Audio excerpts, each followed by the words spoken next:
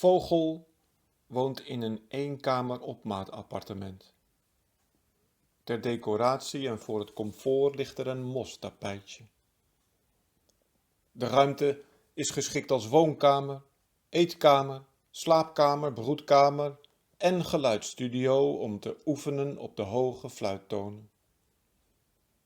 Vogel heeft net als alle andere vogels nooit behoefte aan meer ruimte. Binnen de familie Opmaat is Vogel het grootste natuurtalent.